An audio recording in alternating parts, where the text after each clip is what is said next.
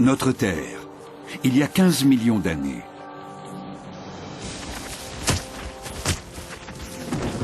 Un oiseau de terreur règne sur les vastes étendues du continent américain.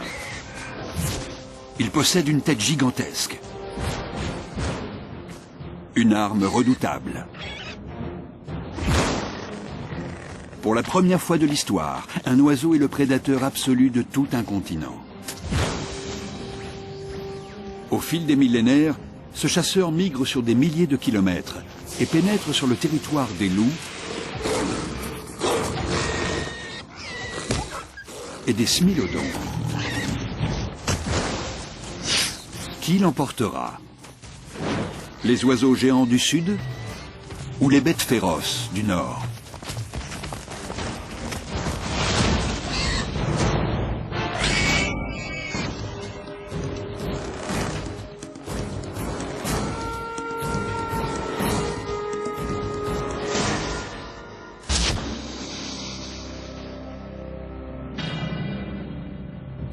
Les dinosaures ont régné pendant 150 millions d'années avant de s'éteindre subitement il y a 65 millions d'années. Leur extinction serait due à la chute d'un astéroïde sur la Terre.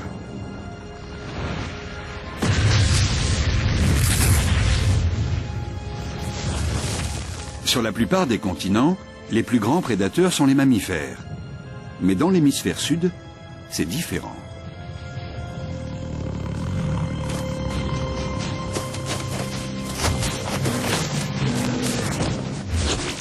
L'isthme de Panama ne s'est pas encore formé et l'Amérique du Sud est un vaste continent insulaire, couvert de savanes et de forêts.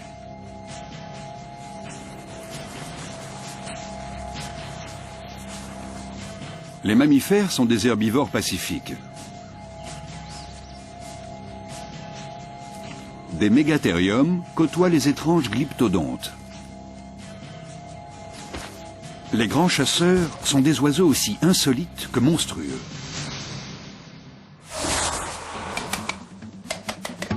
Les Phorus racidés, les oiseaux de terreur, dont le règne a duré 58 millions d'années. Ils peuvent asséner des coups de bec d'une incroyable violence et tuer leur proie instantanément.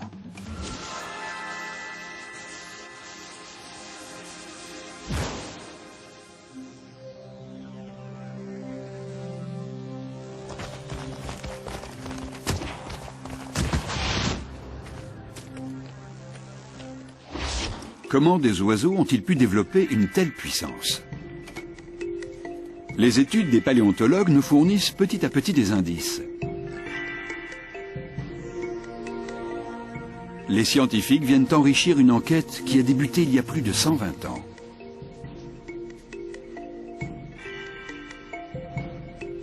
En 1887, Florentino Ameghino décrit un fossile découvert en Patagonie, dans le sud de l'Argentine.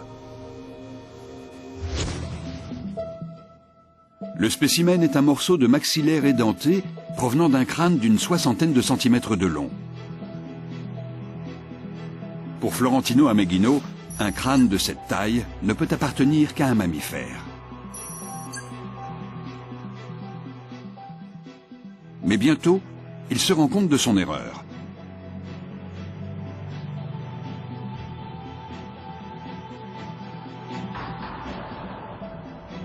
Les scientifiques de l'époque mettent 4 ans à réaliser qu'il s'agit d'un oiseau de proie.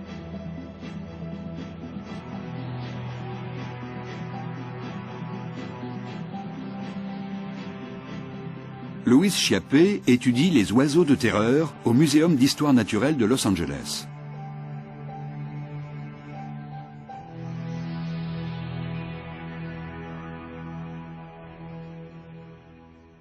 Un os d'oiseau est difficile à différencier de celui d'un mammifère ou d'un reptile.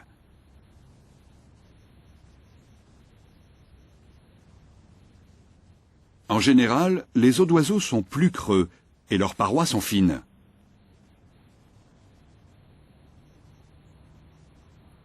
À gauche, un os de crocodile.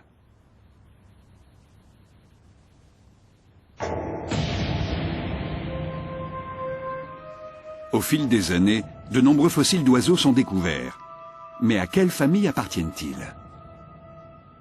Ce sont des créatures énormes, certainement incapables de voler. Leur crâne est muni d'un bec crochu tourné vers le bas. Ce sont des carnivores. Lorsqu'ils trouvent enfin un crâne entier, les paléontologues comprennent qu'il ne s'agit pas d'un mammifère édenté, mais d'un oiseau. Les oiseaux de terreur et les rapaces actuels ont en commun deux caractéristiques: un bec crochu et des pattes aux griffes acérées. Mais sur une créature de plus de 2 mètres pour 180 kilos, les proportions sont terrifiantes. Au cours du siècle suivant la découverte du premier spécimen, les scientifiques collectent des fossiles et identifient 17 espèces d'oiseaux de terreur.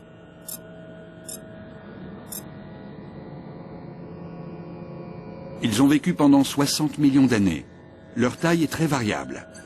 Mais en 2005, nouveau rebondissement. Un fossile d'une espèce inconnue d'oiseaux de terreur est découvert en Argentine.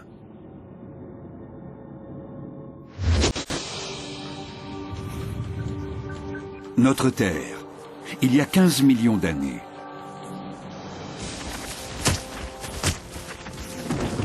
Un oiseau de terreur règne sur les vastes étendues du continent américain. Il possède une tête gigantesque, une arme redoutable. Pour la première fois de l'histoire, un oiseau est le prédateur absolu de tout un continent. Au fil des millénaires, ce chasseur migre sur des milliers de kilomètres et pénètre sur le territoire des loups et des smilodons. Qui l'emportera? Les oiseaux géants du sud ou les bêtes féroces du nord?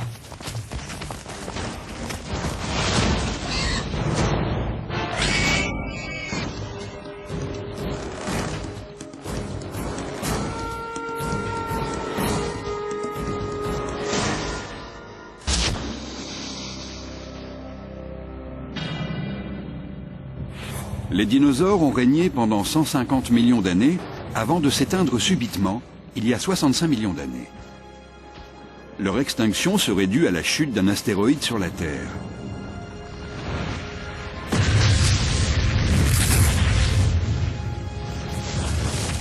Sur la plupart des continents, les plus grands prédateurs sont les mammifères. Mais dans l'hémisphère sud, c'est différent.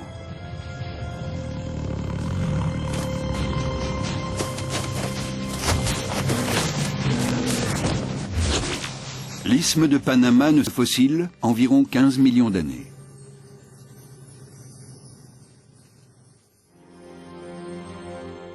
Il nomme ce spécimen Kelenken guillermoi. Kelenken, d'après le nom d'un esprit de Patagonie, guillermoi pour Guillermo.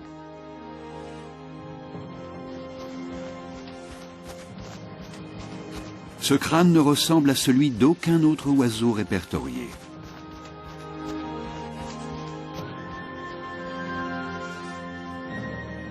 Avec ses 70 cm, il est plus long que celui d'un cheval.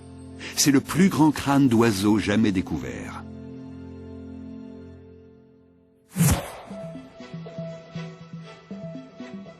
Louis Chiappé compare d'autres fossiles d'oiseaux de terreur au Kelenken, ainsi qu'un fragment de patte retrouvé sur place.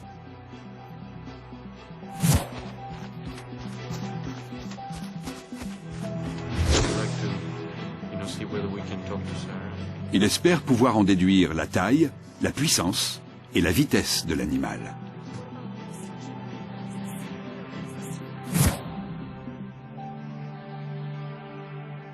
À Bariloche, la paléontologue Sarah Bertelli analyse les os du Kelenken. Elle compare les mesures de ce spécimen à celles d'autres oiseaux de terreur. Si le crâne constitue la découverte essentielle, l'os de la patte fournit des informations capitales. Chez l'homme, cet os relie la cheville aux orteils.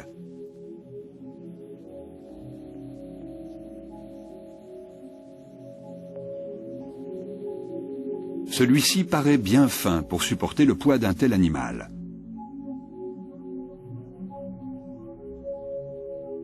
Les os du Kelenken indiquent qu'il s'agit d'un spécimen différent.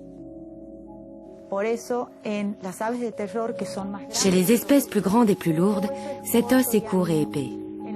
Mais chez les plus rapides, il est plus long et fin.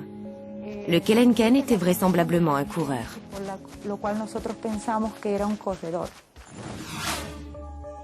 Le Kelenken figure parmi les plus grands et les plus rapides oiseaux de terreur. Il mesure 2 mètres de haut pour 180 kilos. Ses pattes sont fines et musclées, taillées pour la course. Du bec à la queue, il mesure 3 mètres.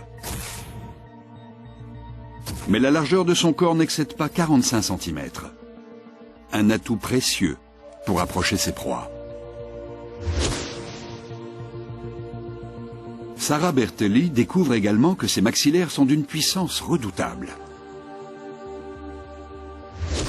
Elle remarque de profonds sillons au niveau de ses tempes. Ils abritaient les muscles qui actionnaient son bec. Chez la plupart des animaux, ces muscles déterminent la puissance des maxillaires. C'est aussi le cas chez l'homme. Si vous mettez votre main sur la tempe, en ouvrant la bouche, vous sentez la contraction des muscles temporaux.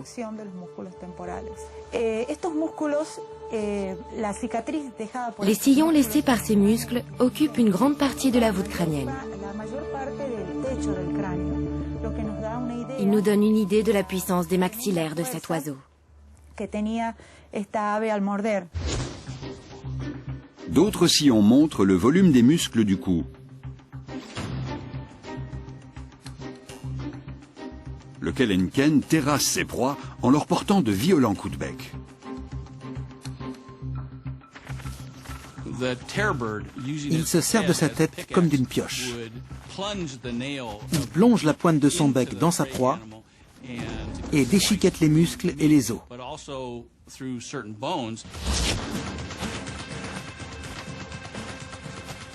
Sa tête est une machine à tuer qui lui confère le statut incontesté de super prédateur.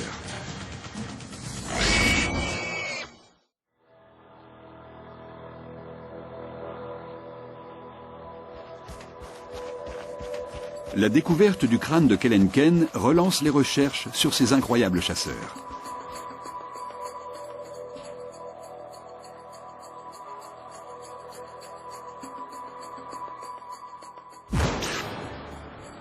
Les technologies actuelles nous permettent de mieux les étudier.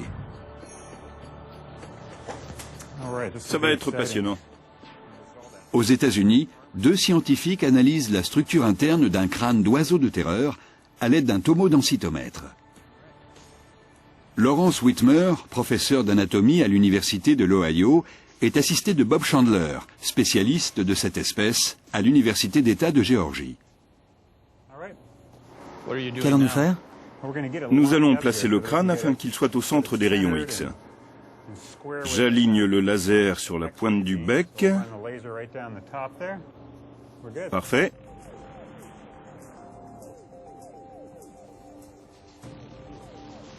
Le scanner dure moins d'1 minute, mais les images qu'il fournit donnent des indications sur la nature et le comportement de ces créatures.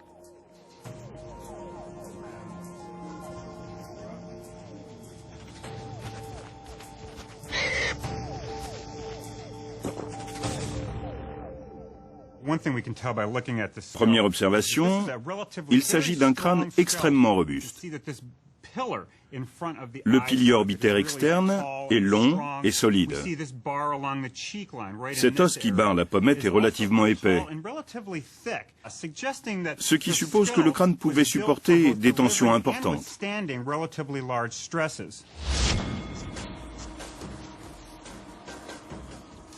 Une particularité que l'Homalodotherium, un paisible herbivore, a sans doute constatée à ses dépens. L'Homalodotherium est certainement l'une des proies du Kelenken. C'est un animal à sabots qui n'a pas de descendants modernes. Avec ses 275 kilos, l'Homalodotherium est un animal très lent. Pour tuer sa proie, le Kelenken recourt à une stratégie particulière. Il frappe sa proie à la base du crâne. Le but est de la paralyser.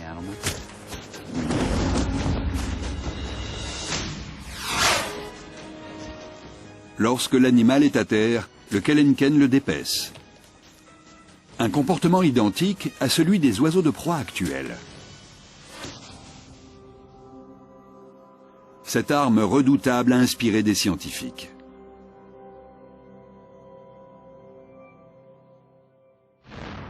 Stephen Rowe est biomécanicien. Il analyse la résistance du crâne de ces créatures. Nous sommes en présence d'un terrible prédateur. Cet oiseau devait être vraiment effrayant. Effrayant? Mais à quel point?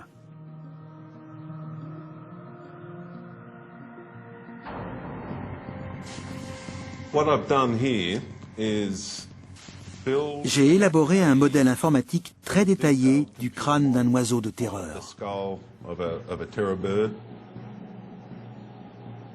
Grâce à ce dernier, Stephen Rowe simule les mouvements qui interviennent au niveau du crâne lors d'une violente attaque.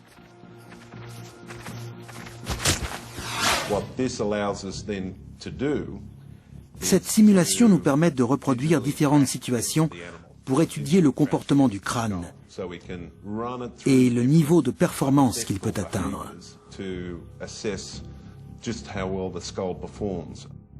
Les simulations virtuelles mesurent les tensions que le crâne subit quand l'oiseau baisse brutalement la tête, lorsqu'il la remonte et lorsqu'il la secoue latéralement. Sur l'écran, les tensions apparaissent dans différentes couleurs. Le bleu correspond à de faibles tensions. Le vert a des tensions moyennes. Et le rouge, le rose ou le blanc a de fortes tensions. Le modèle informatique évalue les capacités d'attaque de l'animal. L'analyse montre que les oiseaux de terreur se servent de leur bec comme d'une pioche pour tuer leur proie.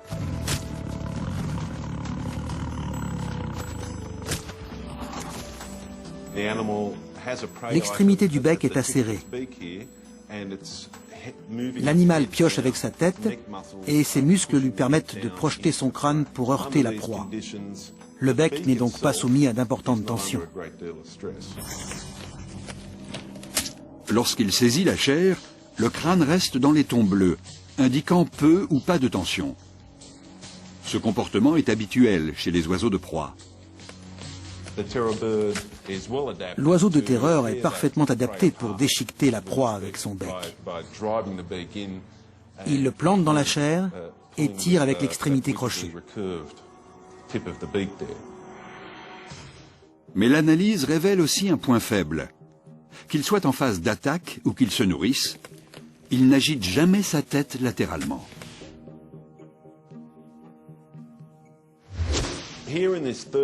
Dans cette troisième simulation, l'oiseau pioche dans la chair et bouge la tête de gauche à droite. Son crâne s'illumine comme un sapin de Noël.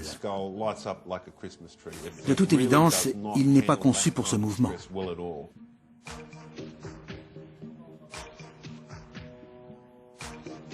De leur côté, Lawrence Whitmer et Bob Chandler étudient le comportement de cette créature. Cette partie supérieure est complètement protégée. Le tomodensitomètre balaie le crâne de l'oiseau. Il explore les profondeurs de la structure. Les résultats sont étonnants. Le tomodensitomètre révèle un élément surprenant. Si on regarde à l'intérieur du bec, on distingue une large cavité. On ne s'y attendait pas. Elle est complètement creuse, ce qui nous a conduit à chercher son utilité. L'une des hypothèses est que ce bec creux servait de structure de résonance. Ces oiseaux pouvaient l'utiliser pour émettre des claquements qui résonnaient à l'intérieur de cette grande cavité.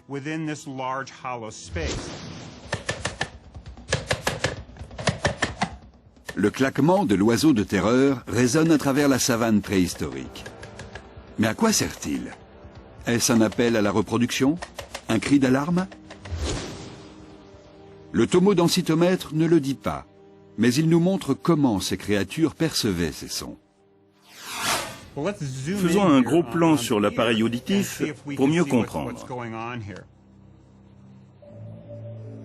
Il ne reste aucun tissu mou sur le crâne, mais les espaces laissés par les organes, comme le cerveau et l'oreille interne, nous renseignent sur leur forme. Cette partie s'appelle la cochlée. Elle contient les terminaisons du nerf auditif. Ici, elle apparaît droite et étirée. Sa longueur permet d'affirmer que l'animal était capable de distinguer les sons. Le tomodensitomètre révèle la complexité du système qui confère au kelenken son agilité remarquable.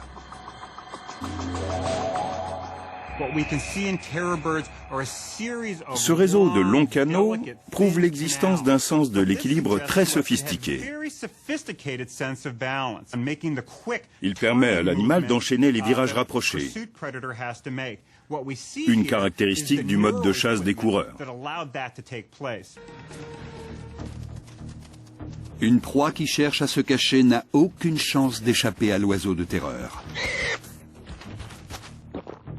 Ce dernier s'en empare facilement et l'engloutit d'un coup.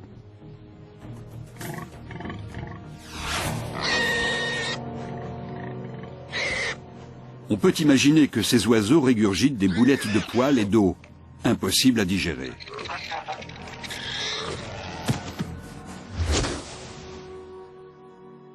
Les images de synthèse du système auditif nous apprennent que le cerveau de l'oiseau de terreur est adapté à la vue.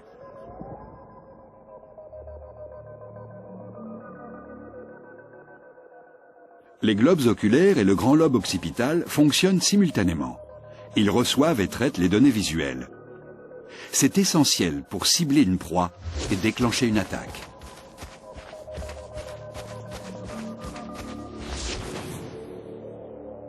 L'absence d'un bulbe olfactif développé est synonyme d'un faible odorat.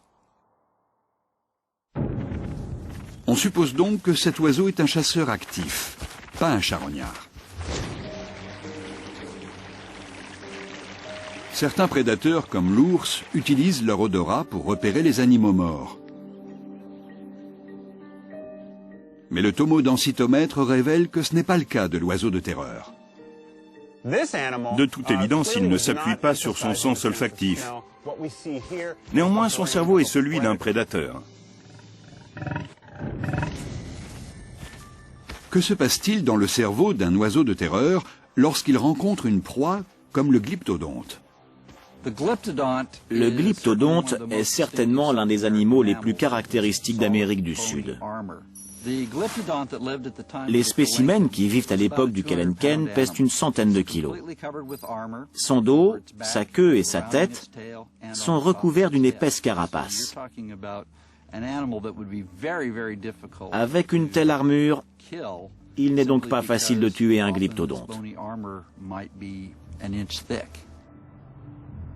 C'est là que le cerveau de l'oiseau de terreur intervient.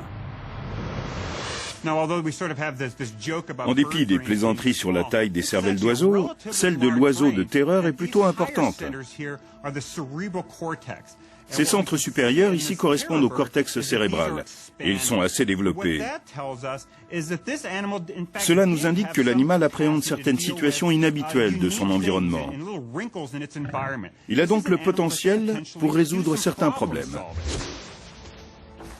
Et la carapace du glyptodonte lui pose un vrai problème.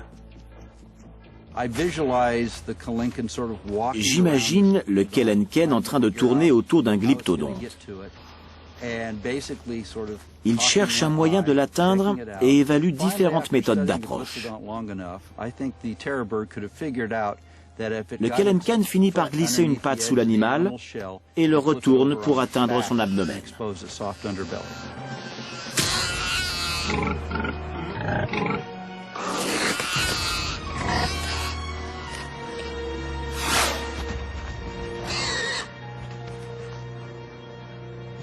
L'Amérique du Sud est un Eldorado pour les oiseaux de terreur. Ce vaste continent procure à ce prédateur les 10 à 15 kilos de viande qu'il doit avaler quotidiennement.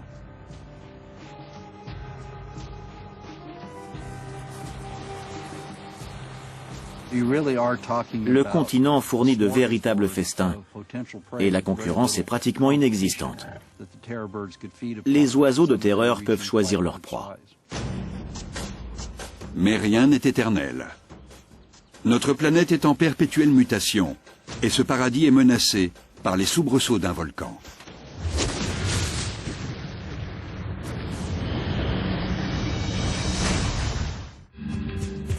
Jusqu'en 1961, les scientifiques sont convaincus que les oiseaux de terreur ne vivaient que sur le continent sud-américain.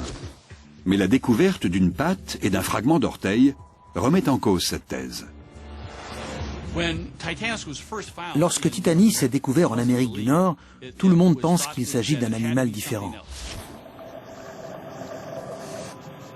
Ce document filmé montre des scientifiques travaillant sur le lit du fleuve Santa Fe, en Floride, où ont été trouvés les fragments d'une créature baptisée Titanis walleri, l'unique oiseau de terreur connu à ce jour en Amérique du Nord. Imaginez l'enthousiasme déclenché par la découverte ici du premier spécimen appartenant à une espèce inconnue. Cette créature a été retrouvée à 11 000 km de son territoire d'origine.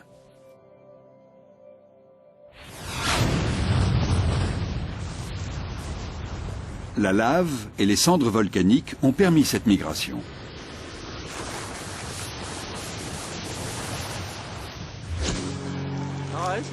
Cet affleurement est un merveilleux résidu de cendres volcaniques. Dans l'Oregon, le géologue Greg Retalak montre au paléontologue Jordi Declercq comment les volcans remodèlent le paysage.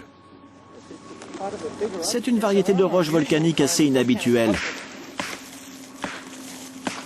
Selon Greg Retalak, le dépôt qui recouvre le sol de l'Oregon provient d'une ancienne éruption dans l'anneau de feu du Pacifique. Ce chapelet de plus de 400 volcans ceinture l'océan de la Nouvelle-Zélande jusqu'au Chili. L'anneau passe par le Panama, à l'endroit où un bras de mer séparait autrefois les continents sud et nord américains. Au Miocène supérieur, l'activité volcanique de l'isthme centra-américain relie les deux continents. L'oiseau de terreur peut alors migrer.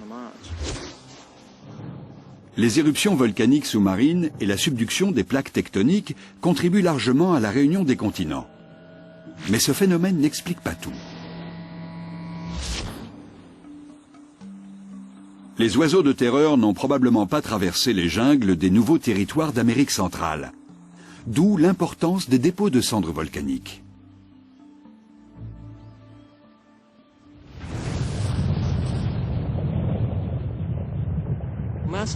Le mont Saint-Helens a connu le même type d'éruption, mais elle n'a pas engendré plus d'1 mètre de cendres.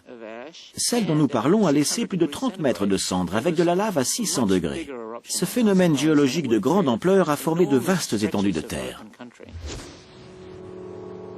L'éruption responsable de ce dépôt provient d'un volcan situé à 325 km. L'épaisse couche de roches formée après son passage s'étend sur plus de 300 000 km². Et les créatures qui étaient sur le passage de la coulée? Oh, elles ont rôti. Les arbres, les animaux, tout a été calciné. 600 degrés. C'est plus chaud qu'un crématorium. À quelle vitesse se déplaçait la coulée? Pouvait-on y échapper? Oh non, c'était la mort assurée. Il y a 3 à 5 millions d'années, au Panama, des éruptions comme celle-ci engendrent ce que Greg Retalak appelle le remodelage instantané du paysage. La destruction de la jungle crée des passages vers le nord pour les oiseaux de terreur. La végétation réapparaît sur le sol. De grandes étendues de paysages dévastés s'ouvrent à toutes sortes de créatures. Les oiseaux de terreur qui ont survécu à l'éruption migrent alors à travers ce nouveau territoire qui s'étend sur 4 à 500 km.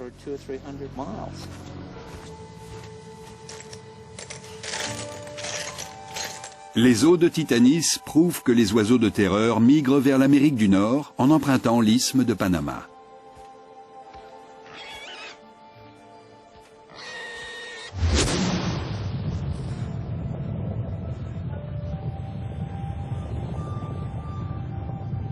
Les éruptions volcaniques ouvrent la voie de la migration.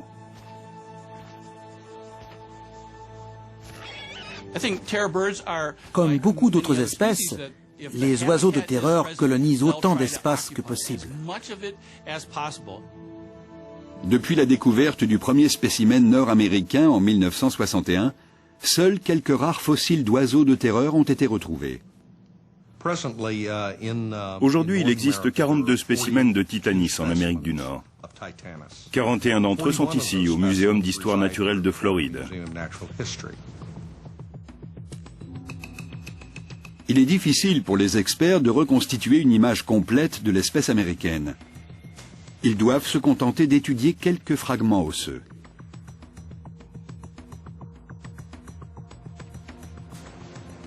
Irv Quittmeyer a calculé les proportions de Titanis en comparant les fragments osseux à ceux d'autres espèces d'oiseaux de terreur. Grâce à ces éléments, il a déduit la longueur de l'os de la patte de Titanis. Ce fragment nous révèle qu'il devait servir de base à un os long.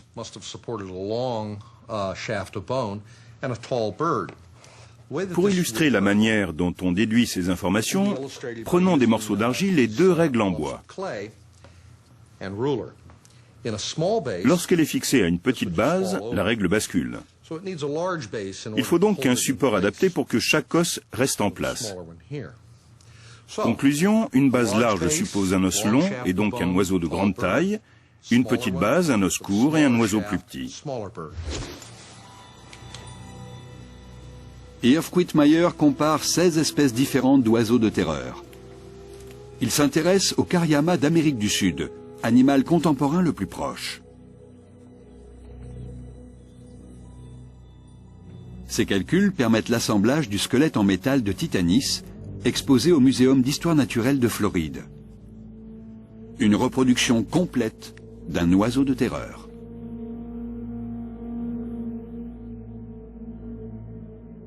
Pour les scientifiques, Titanis est proche du Kelenken. Mais la taille de Titanis est inférieure d'environ 1/5, une différence qui en fait un oiseau plus rapide et plus agile.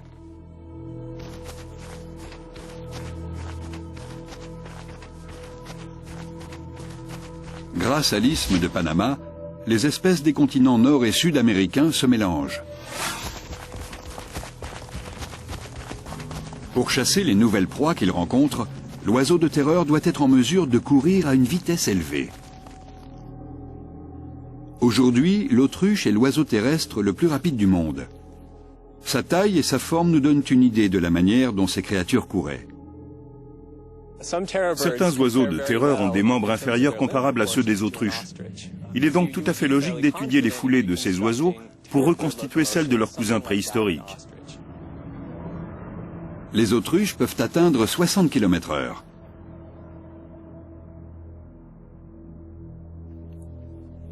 Le biologiste Kevin Middleton a invité l'athlète Henry Holloway à faire des tests sur le campus de l'Université de Californie. Leur but, expliquer pourquoi les oiseaux de terreur et les autruches courent si vite. Grâce à un équipement spécial, Henry Holloway imite leur foulée. Ce sont des échasses de course. Sur la structure en aluminium, des lames en fibre de carbone restituent l'impulsion de chaque foulée. Les échasses remplacent les longs tendons flexibles de l'oiseau.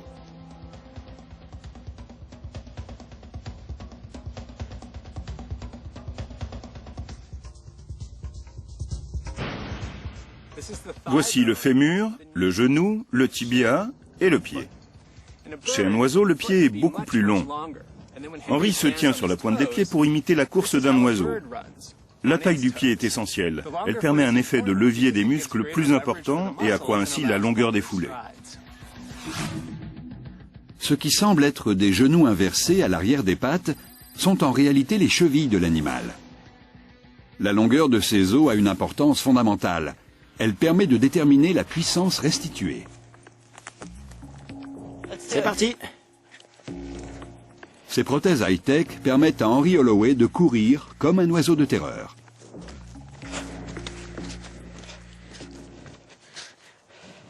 Go!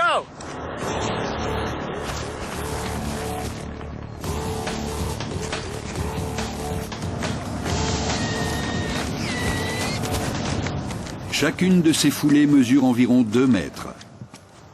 Grâce à ce dispositif, il parvient à atteindre 37 km/h. Avec leurs longues pattes et leur imposante musculature, les oiseaux de terreur courent à la vitesse d'une autruche.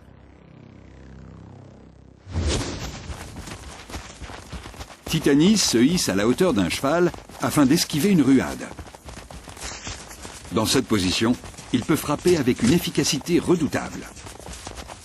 Le coup de pioche du bec blesse l'animal derrière le cou. Lorsque la victime s'effondre, l'oiseau s'approche pour la dépecer.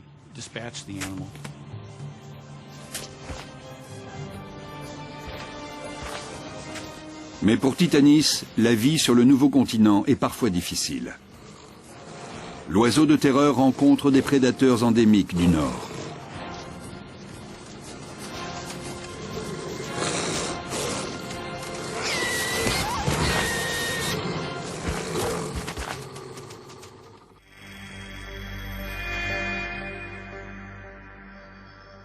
Il y a 5 millions d'années, dans le sud-est des États-Unis actuels, un nouveau prédateur dévore un cheval primitif.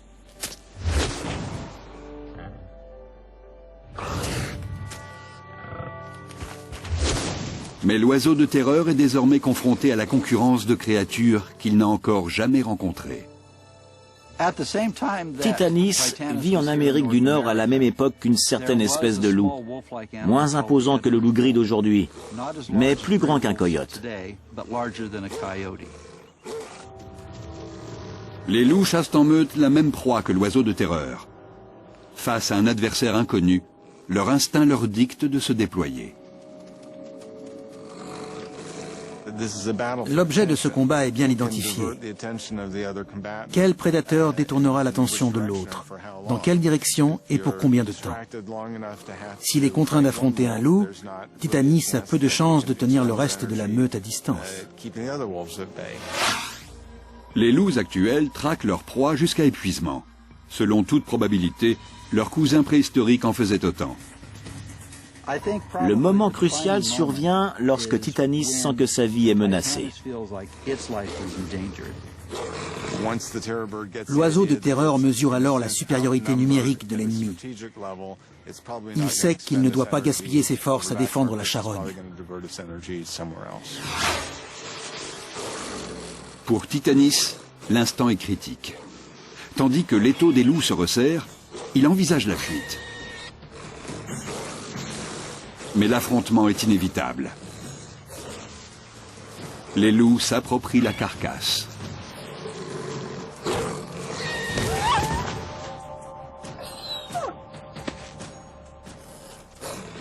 L'oiseau de terreur retient la leçon et s'enfuit.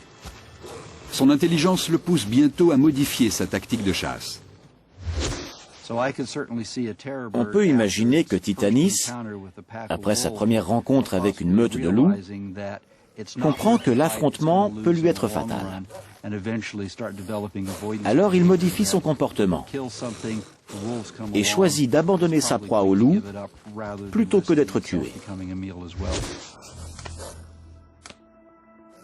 Les œufs des oiseaux de terreur sont convoités par de nombreux prédateurs. Selon les scientifiques, ils sont semblables à ceux des autruches. Les prédateurs modernes éloignent les autruches pour s'emparer de leurs œufs. Mais à l'époque préhistorique, les prédateurs attendent que Titanis s'éloigne du nid.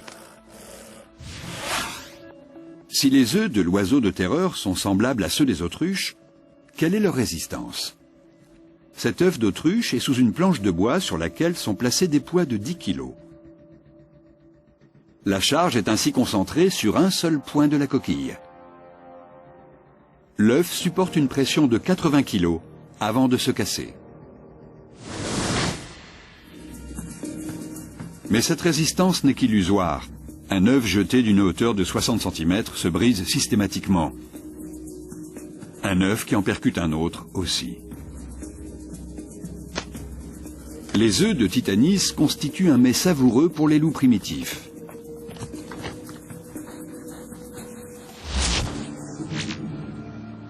Les loups ne représentent pas la seule menace. Voici le Smilodon gracilis, ou tigre à dents de sabre. Plus petit que son cousin qui apparaîtra au Pléistocène, il est néanmoins redoutable. L'observation des autruches et des guépards nous renseigne sur le comportement des félins primitifs face aux oiseaux de terreur.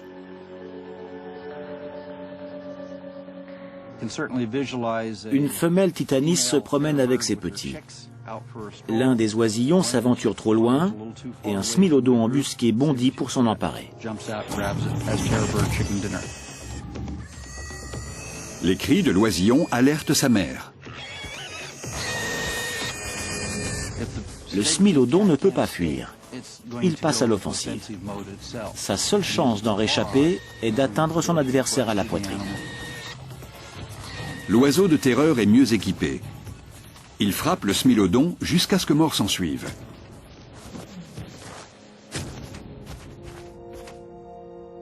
Mais il est trop tard pour sauver l'oisillon malchanceux qui gît le cou brisé.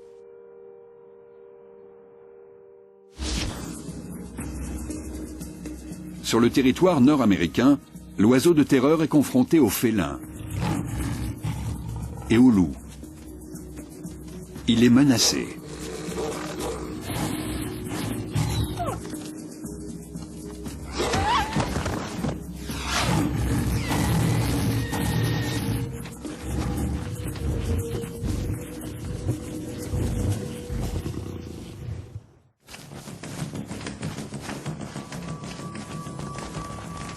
Le règne des oiseaux de terreur dure près de 60 millions d'années.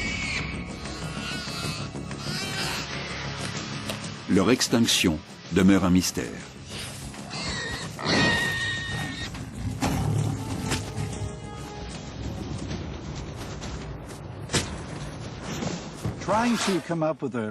Il est difficile d'expliquer la disparition d'une espèce, quelle qu'elle soit. Le grand échange interaméricain pourrait être l'un des facteurs déterminants.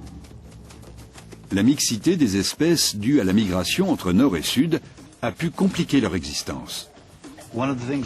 La rivalité avec d'autres prédateurs joue un rôle important. En migrant vers le nord, les oiseaux de terreur sont confrontés aux loups et aux félins. Leur survie se heurte aux problèmes de la concurrence. Il y a 2 millions d'années, les oiseaux de terreur ont peut-être subi la loi des smilodons. Cette concurrence entre prédateurs peut expliquer l'extinction de l'espèce. Mais il existe d'autres facteurs. Selon moi, les oiseaux de terreur n'ont pas été évincés par les prédateurs mammifères. Ils ont été victimes d'un changement climatique à l'échelle mondiale. Il y a 2 millions d'années, la Terre connaît une série d'ères glaciaires. Les glaciers du Nord emprisonnent l'eau des océans. Le niveau de la mer baisse, asséchant les régions côtières, comme la Floride, où vit Titanis.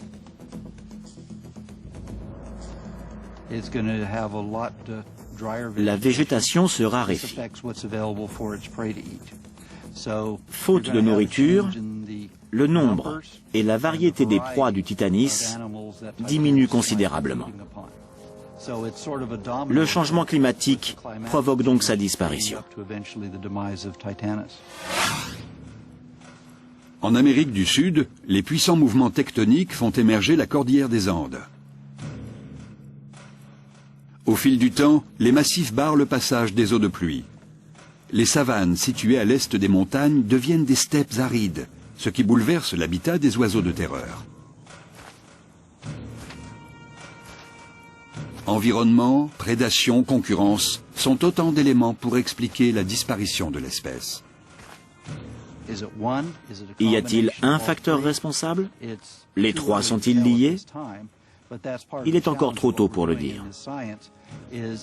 Les découvertes récentes sur ces créatures nous aident à mieux les comprendre.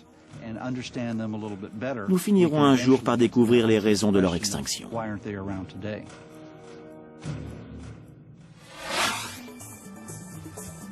L'épilogue de l'histoire des oiseaux de terreur s'inscrit désormais sur les sites de fouilles en Floride. Certains scientifiques émettent l'hypothèse que Titanis sévissait peut-être il y a encore une dizaine de milliers d'années. Ce qui suppose qu'il aurait été au contact de l'homme. Nous n'avons pas découvert le moindre fragment de Titanis. L'environnement n'est sans doute pas approprié. L'air et l'époque correspondent, mais l'environnement n'est peut-être pas le bon. Richard Albert et Bruce McFadden dirigent des fouilles dans un entonnoir calcaire où les sédiments conservent des fossiles de l'époque du grand échange interaméricain. Il est important de découvrir la date de l'extinction de Titanis walleri.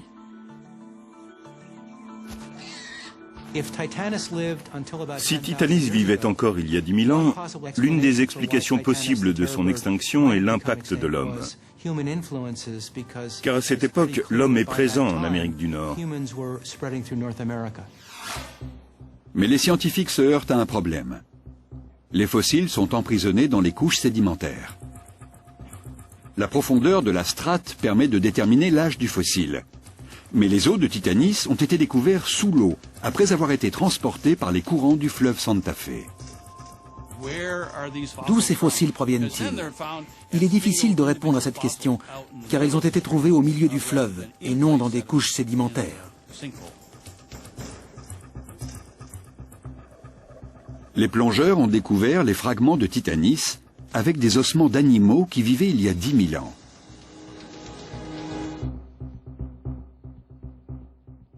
Bruce McFadden a comparé les os de Titanis avec des spécimens d'animaux récents et avec d'autres âgés de 2 millions d'années. Lorsque les os deviennent des fossiles, ils absorbent les minéraux du lit des cours d'eau. Chaque minéral correspond à une époque précise. La signature chimique des fossiles varie en fonction de l'époque de leur formation.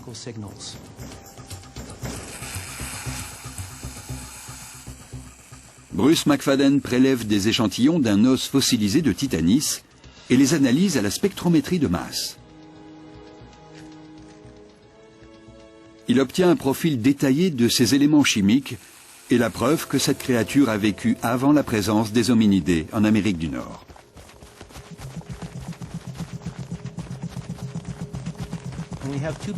Nous avons deux courbes principales. La première concerne les os les plus jeunes, qui ont environ 15 000 ans. Et la seconde, au-dessus, les animaux qui ont 2 millions d'années. Les spécimens de Titanis tracent une courbe juste au-dessus des concentrations d'éléments appartenant aux fossiles âgés de 2 millions d'années.